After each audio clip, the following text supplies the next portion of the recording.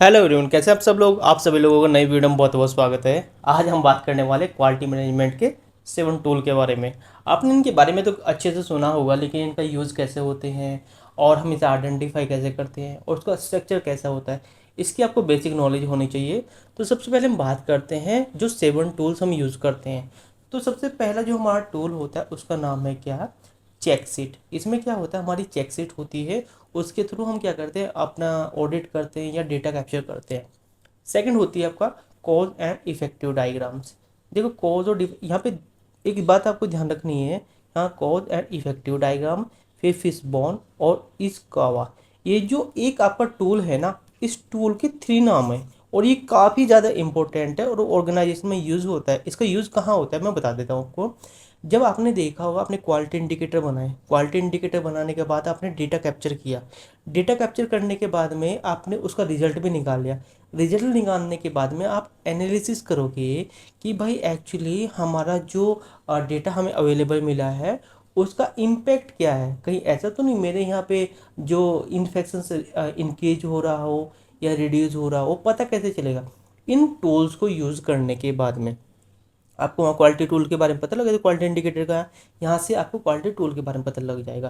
क्योंकि fish bone के बारे में भी मैं आपको एक्सप्लेन करने वाला, क्यों ज़रूरी है, क्या क्या इसमें होने वाला है, इस वीडियो में भी आपको एक्सप्लेन करेंगे। थर्ड आता है आपका कौन सा, थर्ड आता है स्ट्रिफिकेशंस। नंबर 4 आता है हिस्टोग्राम्स। ये एक ऐसा टूल्स है जो सभी यूज़ करते हैं। अगर आप कोई भी डायग्राम बनाओगे ना, नॉर्मली से यूज़ करते ही करते हो, लेकिन आपको यूज़ कहाँ करना है उसके बारे में हम बताने वाले हैं। नेक्स्ट है पेट्रो चार्ट, और नंबर 6 पे है आपका स्केटर डायग्राम, और नंबर 7 पे है आपका कंट्रोल चार्ट। ये टोटल आपके 7 टूल्स हैं जो कि हॉस्पिटल के अंदर यूज़ होते हैं। यदि आप ऑपरेशंस में वर्किंग कर रहे हो, एडमिन में हो, या फिर आप क्वालिटी में हो, या फिर आप एमआरडी में वर्क कर रहे हो, इसका तो, या फिर आप नर्सिंग में भी हो, तो आपको इसकी तो अच्छे से नॉलेज होनी चाहिए कि भाई अपने डिपार्टमेंट की क्वालिटी को इम्प्रूव करने के लिए हमें कौन कौन से पैरामीटर फॉलो करना पड़ेंगे। और हमने पैरामीटर फॉलो किए तो उसके बाद में हमें कौन से टूल्स यूज़ करने हैं जिससे कि हम आइडेंटिफाई कर पाए कि हमारे डिपार्टमेंट के अंदर कौन कौन से इश्यूज़ हैं। ठीक है, तो सबसे पहले हम बात करें चेक शीट की। ये हमारा पहला टूल है। इसमें आपने देखा होगा इस तरह से चेक शीट होती है, इसे आप वीकली बेसिस पे यूज़ कर सकते हो। इसमें क्या करना था, देखो ये जो टूल्स है ना, ये जापान में यूज़ होता है। और आपको पता है कि जापान एक ऐसी कंट्री है जिसमें क्वालिटी के ऊपर सबसे ज़्यादा वर्क होता है। वहाँ पे नई नई टेक्निक यूज़ होती है, क्योंकि वो क्या करते हैं, वो अपने प्रोडक्ट की क्वालिटी को इम्प्रूव करना चाहते हैं हमेशा।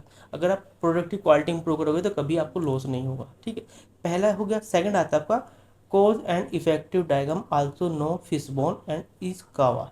देखो फिशबोन का मतलब क्या होता है, जो आपका डायग्राम में ये देखो, इसमें क्या है, ये देखने में एक फिश की तरह लग रहा है। और जब इसे आपने देखा फिश की तरह, आपने देखा उसमें विंग्स होते हैं, दोनों साइड होते हैं ना फिश में, इसी तरह से इसमें है। तो इसके अंदर कुछ ऐसे पॉइंट्स लिखे हुए हैं, यदि आपको कोई भी प्रॉब्लम होती है डिपार्टमेंट में, तो आपको कौन कौन कौन से एम के ऊपर वर्क करना है जिससे कि आप उसकी क्वालिटी को इम्प्रूव कर सको।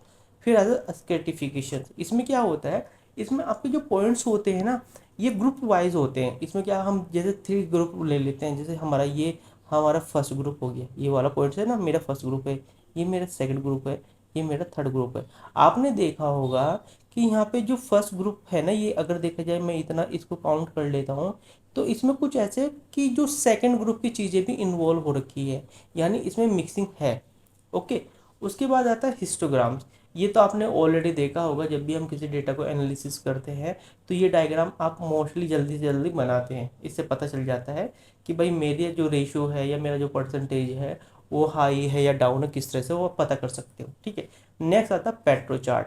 पेट्रो चार्ट में 80-20 का रूल यूज फॉलो होता है। 80-20 का मतलब क्या होता है, देखो जो आपकी 80% प्रॉब्लम होती है ना, उसके पीछे 20% रीज़न होता है कि हुई क्यों। अब मैं आपको थोड़ा सा बता दूं, यदि मैं मेरे ऑर्गेनाइजेशन के अंदर मेडिकेशन एरर हो रहा है, अब मेडिकेशन एरर होने के पीछे रीज़न क्या है भाई, अगर मैं अपने स्टाफ को प्रॉपर ट्रेन करूंगा कि मेडिकेशन एरर क्या होता है, मेडिकेशन एरर होने से आप बचा कैसे सकते हो भाई, आप क्या करोगे, प्रॉपर लेबलिंग करोगे, प्रॉपर चेक करोगे, यानी डबल चेकिंग जो हम करते हैं वो होते हैं, इन्वेंट्री मैनेजमेंट का उसको फॉलो करोगे। यदि मैंने 20% काम कर दिया तो 80% मेरा ऑटोमेटिक सॉर्ट आउट हो जाएगा। तो इसका मेन ये बोलता है जब भी आप किसी डेटा के ऊपर काम करते हैं तो 20% जो प्रॉब्लम्स होती है वो 80% प्रॉब्लम की एक सोर्स होती है। तो इसलिए आपको सबसे पहले वो 20% आइडेंटिफाई करना है जिससे आपके ऑर्गेनाइजेशन को इम्प्रूव कर सके। तो इस तरह से इसका डायग्राम होता है। मैं आपको एक्सेल में भी बताऊंगा जब हम एक्सेल पे वर्क करेंगे कि भाई एक डेटा मैं कैप्चर करूंगा, डेटा कैप्चर करने के बाद में उसमें डायग्राम बना के भी दिखाऊंगा कि आप इसे एनालिसिस कैसे करते हैं। एक मास्टर क्वालिटी जो हम वीडियो बनाएंगे उसमें मैं आपको पूरे ये टूल्स भी बनाऊंगा, पहले डेटा कैसे बनाते हैं हम, जो आपकी एक्सेल सीट में एंट्रीज कैसे करते हैं, फिर उसको एनालिसिस कैसे करते हैं, फिर इसके टूल्स हम कैसे यूज़ करते हैं, टूल यूज करने के बाद में जो भी आपको गैप मिलता है उस गैप के ऊपर वर्क कैसे करते हैं, ये सब चीज़ें मैं बताऊंगा। यहाँ पे सिर्फ मेरा काम है अभी आपको बेसिक, अगर मैं अभी आपको एडवांस लेवल की चीज़ें बताने लग जाऊँ तो आप इनको भी भूल जाओगे। तो मेरा काम ये है कि आप इनको सीखें, ठीक है। नेक्स्ट आपका स्कैटर चार्ट, इसमें देखा होगा ये पॉइंट आपके ऊपर अप डाउन, इसमें दो चीज़ें होती हैं, पॉजिटिव भी होता है और नेगेटिव भी होता है, ठीक है। जब भी आपको इस तरह से ये समझ लो स्कैटर चार्ट है। नेक्स्ट हो गया आपका नंबर से कंट्रोल चार्ट। कंट्रोल चार्ट को हम सी चार्ट भी बोलते हैं, ठीक है। ये दोनों एक ही है क्योंकि यहाँ दोनों नाम मैंने इसलिए मेंशन किए हुए हैं जिससे कि कन्फ्यूजन ना हो। कभी आपके सामने ये नाम होगा सेव आर्ट चार्ट और आप बोलोगे यार ये तो नाम मैंने सुना ही नहीं है, मैंने तो कंट्रोल चार्ट का नाम सुना है। तो आपको उनकी दोनों की नॉलेज होनी चाहिए। इस तरह से होता है कि भाई आपकी ग्राफिंग डाउन चल रही अप चल रही, किस तरह से आप ऐसे आइडेंटिफाई कर पाओगे। उसके बाद आता है फ्लो चार्ट। फ्लो चार्ट को मोस्टली आपने देखा कहाँ होगा, मैं आपको बता देता हूँ। फॉर एग्जांपल जब आपने कभी कोई भी कंप्यूटर प्रोग्रामिंग देखी होगी, जैसे कंप्यूटर कैसे वर्क करता है, तो वहाँ पे आपने ये फ्लो चार्ट पहले ही देखा होगा। लेकिन यहाँ पे हम कब यूज़ करते हैं, जो भी पेशेंट आपका डिस्चार्ज होके जाता है ना, तो हम आइडेंटिफाई करते हैं कि भाई पेशेंट डिस्चार्ज होके जा रहा है, इसका प्रोसेस क्या है, इसे प्रॉब्लम क्या होने वाली है, इसे हम सॉर्ट आउट करते हैं, वो चीज़ें इसमें आ जाती हैं। अब सबसे पहले ये 7 टूल्स है, हम 7 टूल्स को यूज़ कहाँ कहाँ पे करेंगे मैं थोड़ा सा बेसिक में बता देता हूँ। सबसे पहले हमारा टूल है चेक सीट। जो चेक सीट का हम यूज़ करेंगे क्या, डेटा कलेक्शन करने के लिए। किसके लिए, डेटा कलेक्शन करने के लिए। जब हम डेटा कलेक्शन करेंगे ना तो उसमें क्या होगा, काउंट हो मेडिकेशन एरर, ठीक है। इसमें हम क्या करेंगे, हम जितने भी हमारे मेडिकेशन एरर होंगे उनको हम काउंट करेंगे, ठीक है, एनालिसिस करने के लिए। सेकंड आता है हमारा हिस्टोग्राम।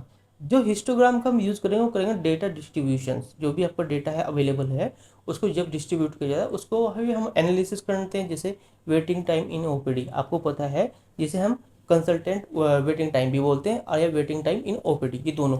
यदि आपके पास में वेटिंग टाइम ऑफ ओपीडी का डेटा मिला है तब सीधा हिस्टोग्राम जो आपका डायग्राम होगा ना, ये एक्चुअली जो डायग्राम है ना ये आपको एक्सेल सीट में मिलेंगे। जो भी आपकी एक्सेल सीट होगी उसमें अवेलेबल मिल जाएंगे। आपको बोला किसी ने भाई वेटिंग टाइम निकाल लो, तो अब सीधा आपको क्या करना है, हिस्टोग्राम जो आपका डायग्राम होगा ना उसमें अपने डेटा को शो करना है, किसी और में शो मत करना, ठीक है। उसके बाद petro chart, identify vital few. अब अगर आप जैसे एज ए आईसीएन वर्क कर रहे हो, इन्फेक्शन कंट्रोल नर्स वर्क कर रहे हो, या फिर आप नर्सिंग मैनेजर वर्क कर रहे हो, या फिर आप नर्सिंग इंचार्ज हो, तो अगर आप HI यानी जो इस इन्फेक्शन से रिलेटेड डेटा को अगर आप शो करना चाहते हैं ना तो आपको पेट्रो चार्ट यूज़ करना है। क्या करना है, पेट्रो चार्ट, ठीक है। उसके बाद आता है फिशबोन डायग्राम। फिशबोन डायग्राम का हम यूज़ कहाँ करते हैं, यदि किसी पेशेंट को सर्जिकल साइट इन्फेक्शन हुआ है तो इस कंडीशन में हम क्या करते हैं, फिशबोन डायग्राम को यूज़ करते हैं। आपको पता फिशबोन डायग्राम के पीछे हम वर्क करते हैं रूट कोज एनालिसिस पे। भाई क्यों प्रॉब्लम हुई, यहाँ पे हम यूज़ करते हैं मोस्ट 6M। क्या करते हैं, 6M। Next scatter diagrams. अब यदि आपको बता दें मोस्टली जो हैंड हाइजीन प्रोटोकॉल फॉलो होता है हॉस्पिटल के अंदर, लेकिन वहाँ पे प्रॉब्लम बहुत ज़्यादा रहती है, तो उसको उसका डेटा जो भी आपने किया, क्योंकि जो जब हैंड हाइजीन की मैं बात करूँ, जो WHO की ऑडिट चेकलिस्ट होती है उसे हम WHO ऑब्जर्वेशन शीट भी बोलते हैं। उसके थ्रू हम क्या करते हैं, जो हमारे डॉक्टर्स होते हैं, नर्सिंग स्टाफ होता है, पैरामेडिकल स्टाफ होता है, हाउस कीपिंग होता है, हम उसकी ऑडिट करते हैं कि कितने % लोग आपके हैंड हाइजीन प्रोटोकॉल फॉलो कर रहे हैं और आपकी ऑर्गेनाइजेशन के अंदर इन्फेक्शन रेट क्या है। तो उसके लिए आप स्कैटर चार्ट यूज़ करोगे, ओके। नेक्स्ट आता है आपका कंट्रोल चार्ट। कंट्रोल चार्ट का यूज़ कहाँ करोगे, जब यदि आप आइडेंटिफाई करने चाहते हो कि भाई मेरे आईसीयू में मोर्टेलिटी रेट क्या चल रहा है, तो वहाँ पे आप कंट्रोल चार्ट यूज़ कर सकते हो। उसके बाद है फ्लो चार्ट। फ्लो चार्ट का यूज़ कहाँ होगा, यदि आपने पेशेंट डिस्चार्ज प्रोसेस, यहाँ पे देखो एक्चुअली क्या होता है, यहाँ पे हम एक बात बोलते हैं टैट। हमें क्या करना है, पेशेंट डिस्चार्ज टैट आइडेंटिफाई करना, तो उसके लिए हम क्या करेंगे, फ्लो चार्ट यूज़ करेंगे। और टैट हम निकालते कैसे हैं, थोड़ा सा बता देता हूँ उसके बारे में। देखो क्या होता है, कोई पेशेंट जब भी किसी ऑर्गेनाइजेशन से डिस्चार्ज होकर जाता है पहले उसका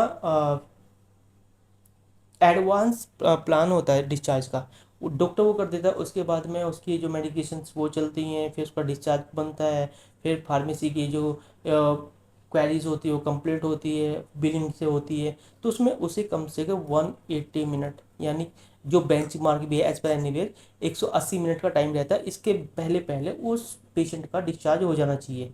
तो जब आप ये पेशेंट इन प्रोसेस से निकलता है, इसे बोलते हैं फ्लो चार्ट। उसके बाद में हमें क्या करना होता है, हमें टाइट काउंट करना होता है। सपोज करो कि पेशेंट ए है, इसका जो डिस्चार्ज बना था, सुबह ही डिस्चार्ज हुआ 10 बजे मान लेते 10 बजे इसका डिस्चार्ज हुआ, लेकिन ये गया कितने बजे, ये गया 12:30 पे।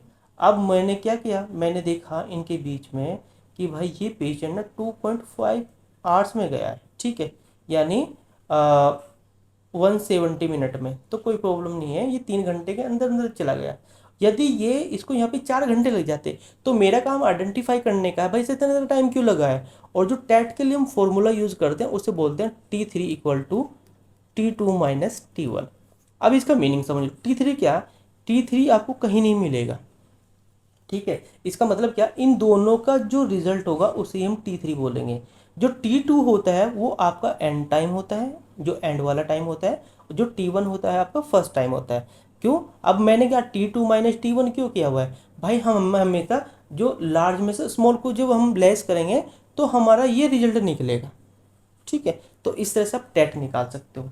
नेक्स्ट फिर हम चेक लिस्ट में बात करते हैं, तो इसमें क्या करेंगे, daily record of medication error, OPD patient complaints और इक्विपमेंट बैकग्राउंड टाइम। यदि इन तरह के जितने भी आपके केपीआई हैं और डेटा अगर आप उसको एनालिसिस करना चाहते हैं तो आपको चेकलिस्ट चेक शीट का यूज़ करना है, ठीक है। सेकंड आता है आपका हिस्टोग्राम। यदि आप एलोस निकालना चाहते हैं, एवरेज लेंथ ऑफ स्टे, यानी कोई भी पेशेंट आपके ऑर्गेनाइजेशन के अंदर कितने टाइम के लिए रुका है, उसको आइडेंटिफाई करने के लिए भी आप हिस्टोग्राम का यूज़ कर सकते हो, ठीक है। उसके बाद नेक्स्ट आता है पेट्रो चार्ट। पेट्रो चार्ट में मैंने ऑलरेडी बता दिया 80-20 का जो रूल यूज होता है वो पेट्रो चार्ट में होता है। 20% जो इश्यूज होते हैं वो 80% प्रॉब्लम की सोल्यूशन होता है, ठीक है। नेक्स्ट आ गया आपका कॉज एंड इफेक्टिव डायग्राम, जिसे फिशबोन इस कवर बोला मैंने, ठीक है। ये मैंने ऑलरेडी आपको समझा दिया, मैंने एक चीज़ बोली थी आपको, इसका हम यूज़ कहाँ कर सकते हैं, देखो यहाँ पे भी कर सकते हैं। अगर हाई इन्फेक्शन रेट मैंने ऑलरेडी ऑलरेडी बता दिया। यदि आपके यहाँ पे कोई भी पेशेंट, मैं अभी हमने डिस्चार्ज की बात कर रहे थे, डिस्चार्ज का तो डेटा हम वहाँ पे निकाल सकते हैं, लेकिन डिले हो रहा है, डिले होने के पीछे रीज़न क्या है भाई, वो भी तो आपको देखना है कि एक्चुअली पेशेंट डिले क्यों हो रहा है, उसे तो टाइम से जाना चाहिए था, तो वो भी निकाल सकते हैं। उसके बाद मेडिकेशन एरर, यदि आपके यहाँ पे मेडिकेशन एरर ज़्यादा हो रहे हैं, कम नहीं हो पा रहे हैं, तो तब भी आप इसका यूज़ कर सकते हो। जैसे मैंने आपको बोला, जैसे आपका जो फर्स्ट वाला जो चेक शीट वाला था जो टूल था उसको यूज़ कर रहे थे, लेकिन हम वहाँ पे अगर मेडिकेशन एरर को हम ऑब्जर्व कर रहे थे, लेकिन अगर आपके पास में मेडिकेशन एरर एरर कम ही नहीं हो रहा तो आपको फिशबोन का यूज़ करना है। और इसमें हम 6M यूज़ करते हैं। 6M में पहला आता है मैन पावर, दूसरा होता है मेथड, थर्ड होता है मशीन, 4 होता है मटेरियल, 5 होता है मेजरमेंट और 6 होता है इन्वायरमेंट। यही 3 चीज़ें हैं जिसकी वजह से कोई भी इशू आपके ऑर्गेनाइजेशन के अंदर होगा। भाई मैन पावर, यदि आपके पास में स्टाफ ही अवेलेबल नहीं है तो क्या करोगे, प्रॉब्लम होनी होनी है। आपने कौन सा मेथड यूज़ किया, अच्छा किया या सही है, उससे भी हो सकता है। मशीन कौन सी है, अगर आपने जो भी आपने प्रोसेस स्टार्ट की है वो सही है या नहीं है। उसके बाद मटेरियल की वजह से हो सकता है, भाई जो मटेरियल आपने लिया वो स्टैंडर्डाइज है या नहीं है, उसकी क्वालिटी कैसी है कैसी नहीं है। उसके बाद है मेजरमेंट, यानी मेजरमेंट का मतलब ये था जो भी आपने क्वांटिटी डाली है उसकी वजह से तो नहीं है। आपने देखा जाए, अगर मैं मेडिकेशन एरर की बात करूँ, आपने डोज भी तो आइडेंटिफाई की होगा, डोज क्या है, ठीक है, वो सब चीज़ें आती हैं। उसके इन्वायरमेंट में कोई प्रॉब्लम है या नहीं, वो सब चीज़ें देखी जाती हैं, ठीक है। नेक्स्ट आता है स्कैटर चार्ट। इसमें हम क्या करते हैं, हायर हैंड हाइजीन्स को हम कैसे लो कर सकते हैं, उसके लिए हम यूज़ करते हैं relations between staff shortage and patients compliance. देखो क्या होता है, और जब हमने आपको बताया था कि यदि हम आईसीयू की बात करो, आईसीयू में जो पेशेंट टू स्टाफ रेशियो होता है वो होता है, अगर कोई पेशेंट वेंटिव है तो 1/1, यानी एक पेशेंट पे एक नर्सिंग स्टाफ होगा। यदि नॉन वेंटी है तो यहाँ पे रेशियो 1/2 हो जाएगा, यानी 2 पेशेंट पे एक नर्सिंग स्टाफ रहेगा। तो अगर ऐसी भी प्रॉब्लम आ रही, पेशेंट कंप्लाइंस आ रही है कि भाई आपके पास में स्टाफ अवेलेबल नहीं है, तो आप इस स्टेटस चार्ट के थ्रू पे आइडेंटिफाई कर सकते हो। ये हमारा कंट्रोल चार्ट होगा। कंट्रोल चार्ट हम मोस्टली यूज़ कहाँ करें, सर्जिकल साइट इन्फेक्शन के लिए, भाई ज़्यादा ना जाए, ठीक है। उसके बाद में आपने को पता रेडियोलॉजी टैट होता है, पैथोलॉजी टैट होता है, मोर्टेलिटी को हम आइडेंटिफाई कर सकते हैं, ये सब चीज़ें आती हैं। Next flow chart. Flow chart का यूज़ करते हैं हम पेशेंट डिस्चार्ज में, जब भी कोई पेशेंट डिस्चार्ज होकर जाता है तो उसके लिए मैप पेशेंट एडमिशंस, ठीक है, डायग्नोसिस, ट्रीटमेंट एंड डिस्चार्ज, ये पूरी प्रोसेस होती है, ये हम फ्लो चार्ट के थ्रू आइडेंटिफाई करते हैं। और देखो मैं तो आपको सीधा बताऊंगा, यदि आप कोई भी काम स्टार्ट करते हो तो आपको फ्लो चार्ट के हिसाब से ही करना चाहिए, क्योंकि जब आप फ्लो चार्ट के हिसाब से अपना काम स्टार्ट करोगे ना, तो आपको प्रॉब्लम बहुत कम होगी, आपकी एक्यूरेसी के साथ रिजल्ट चलेंगे, ठीक है। ये सब थे आपके क्वालिटी टूल के लिए। यदि आपकी कोई क्वेरीज है या कोई भी आप अदर इन्फॉर्मेशन जानना चाहते हैं, आप मुझे कमेंट करके बता दें, मैं आपको शेयर कर दूँगा। आज के लिए इतना, धन्यवाद।